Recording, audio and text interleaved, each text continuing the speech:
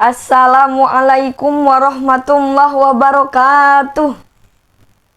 Bismillah, alhamdulillah, wassalatu wassalamu ala rasulillah, wala haula wala quwata illa billah, amma ba'du. Dewan juri yang arif dan bijaksana yang saya hormati dan Allah muliakan, serta kerabat da'i-da'iyah yang saya cintai, mudah-mudahan senantiasa ada dalam rahmat cintanya Allah subhanahu wa ta'ala. Amin ya Allah ya Rabbal Alamin. Rasa yang lelah tertancap cinta di dalam hati. Perkenalkan, saya Gina, asli santri Matbaul Falah, daiyah cantik yang mirip kayak Ustadzah mumpuni.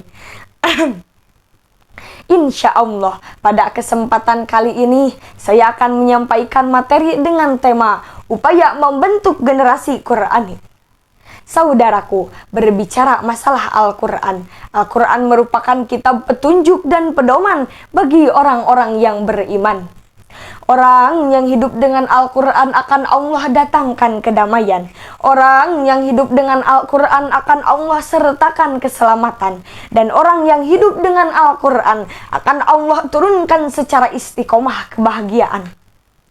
Allah subhanahu wa ta'ala telah menurunkan karunia rahmat kepada kita dengan menurunkan Al-Quranul Karim kepada mereka. Maka saudaraku, barang siapa yang menerima karunia ini dengan lapang dada, maka Allah akan memberikan hasilnya kepada kita berupa ketenangan, keberkahan, kemaslahatan ataupun kedamaian. Nabi Muhammad SAW bersabda, "Taraktu fikum fi amrayni." Aku meninggalkan dua hal kepada kalian. Lan tadillu ma tamassaktum bihima. Dan apabila kalian berpegang teguh kepada dua hal itu, maka kalian tidak akan tersesat. Apa itu? Kitaballahi wa sunnatawan nabi, kata Nabi. Yang pertama kitabullah Al-Quranul Azim, dan yang kedua adalah ajaran nabinya. Hadis riwayat Imam Malik dalam kitab Al-Muwatta pada bab ucapan larangan qadar. Hadirin yang dirahmati oleh Allah, di samping itu saudaraku, Al-Quran juga mampu menjawab segala persoalan kehidupan. Sebagaimana dalam Al-Quran surat Yunus ayat 57 juz yang ke-11, Allah subhanahu wa ta'ala berfirman, A'udzubillahi minasyaitonirrajim. Bismillahirrahmanirrahim. Ya ayyuhan nas, hai manusia, kata Allah, qad ja'atkum, telah datang kepada kalian, mau'izatum mir rabbikum, pelajaran dari Tuhanmu, wasifaul lima fis sudur, penyembuh bagi penyakit yang ada di dalam dada, wahudaw wa rahmatul lil mu'minin, petunjuk serta rahmat bagi orang-orang yang beriman. Shadaqallahul azim.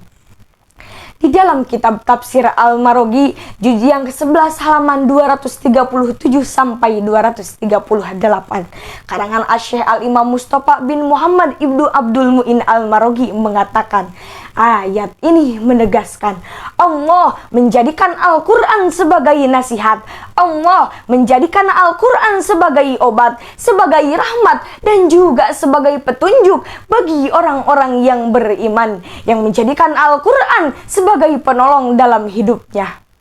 Maka dari itu hadirin, soto Banjar ada di Kalimantan, di Bandung ada radio urban. Daripada kita mengejar cinta tanpa kepastian, lebih baik ingat sama Al-Quran yang tidak ada kebohongan. Hadirin rahimakumullah.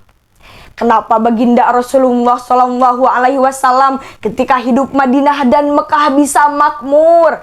Karena sahabat-sahabat Nabi hidup dengan Al-Quran. Ketika masa dinasti Umayyah, dinasti Abbasiyah, dinasti Fatimiyah, kenapa Islam bisa jaya? Karena khalifahnya, rakyatnya, pemimpinnya, pemudanya, menterinya hidup dengan Al-Quran. Sehingga orang yang hidup dengan Al-Quran akan Allah curahkan keberkahan kepadanya. Hadirin yang dirahmati oleh Allah, dari awal sampai akhir dapat saya tarik kesimpulannya bahwasannya kita sebagai seorang muslim sudah seharusnya, sudah sepatutnya kita berpegang teguh kepada Al-Quran, karena Al-Quran mampu menjawab segala persoalan kehidupan. Hadirin yang dirahmati oleh Allah, mungkin hanya itu yang dapat saya sampaikan. Mohon maaf atas segala kesalahan. Terima kasih atas segala bentuk perhatian. Wabillahil hidayah wa taufik. Wassalamualaikum warahmatullahi wabarakatuh.